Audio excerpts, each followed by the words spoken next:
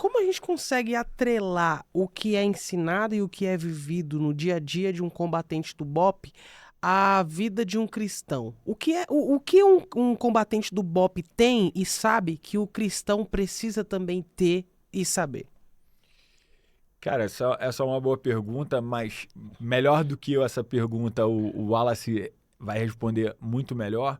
Mas o que ele tem e precisa saber é, primeiro, que está tudo sobre o poder de Deus, né? É o livramento o tempo todo que acontece numa operação. Hoje a gente vinha para São Paulo de carro e a gente estava falando exatamente disso. Como a gente sobreviveu e sobrevive, porque ele ainda está lá, em situações de troca de tiro a menos de 10 metros, trocando tiro com o outro, com o oponente muitas vezes de fuzil, e você não é acertado, sabe? A quantidade de tiro que é disparado contra você. Então, eu acho que ele tem uma missão muito bacana, que é levar a palavra de Deus para dentro do BOP. Hoje ele faz essa questão. E quando você entende isso, as coisas ganham mais sentido, né? Passa a ter sentido, né? Passam a fazer muito mais sentido. Você entende que não é a sua técnica, só sua técnica, né? Não é só a sua habilidade. Existe muito mais coisas que só Deus pode explicar naquele momento ali, né? Situações que tem vídeos da patrulha dele recente que o tiro passa a 1 centímetro da cabeça. Como tu sabe disso? Porque ele pegou na parede logo atrás e tu vê a fumaça saindo. Então ele passou ali a centímetros. Então eu não sabia disso, né? Eu tenho até uma história que é bem interessante. Uma vez no, eu tava no alojamento do BOP. E eu era muito ateu. Eu era daqueles ateus de duvidar muito, assim, das pessoas ainda. Sim. Porra, me arrependo demais disso, mas tudo bem.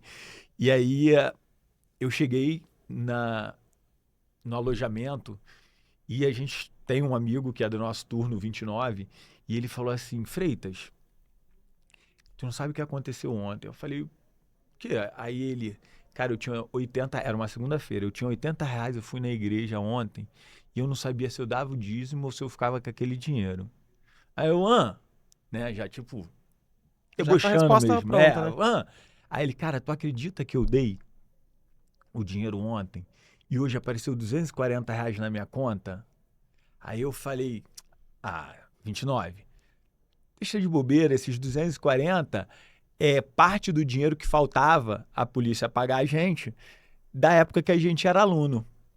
Eu também recebi e eu não dei dízimo nenhum ontem. Hoje, eu entendo que eu recebi R$ 240 naquele dia. Ele recebeu bênção.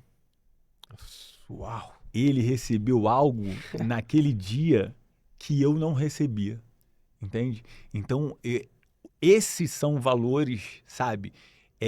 Quando você entra e sai de uma comunidade e a maior missão de operações especiais do BOP é voltar para casa vivo. Não é aprender, não é aprender droga e arma, porque a gente fala lá, se a gente prender todos os bandidos, todas as armas, mas perder a vida de um pai de família, aquele dia não valeu a pena. Aquela operação não valeu a pena.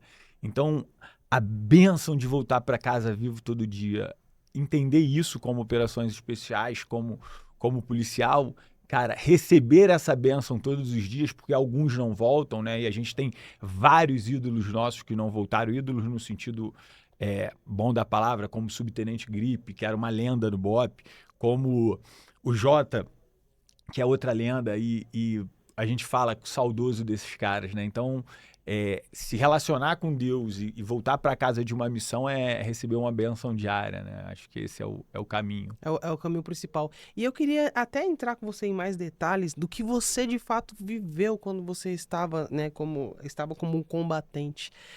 O que te marcou nos momentos que você estava, de repente, em combate, nos momentos que você estava exercendo aquilo que você tinha que exercer?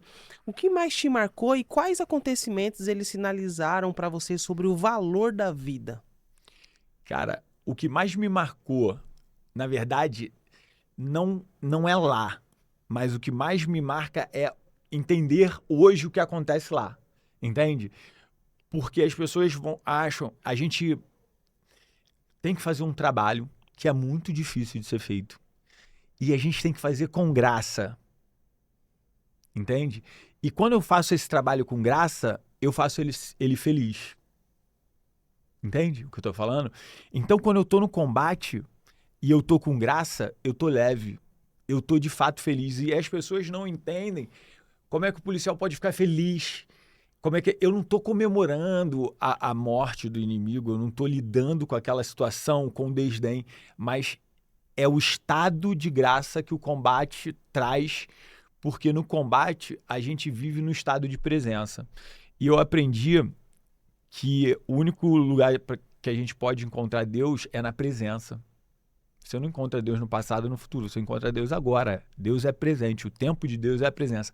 E o combate, ele traz esse sentimento, essa sensação da presença. Muitos esportes radicais também trazem isso, né? É por isso que eles são viciantes e o combate também é viciante. Então, as maiores lições que eu vejo hoje é por que aquilo ali é tão maravilhoso você estar, mesmo sendo algo tão ruim, socialmente falando.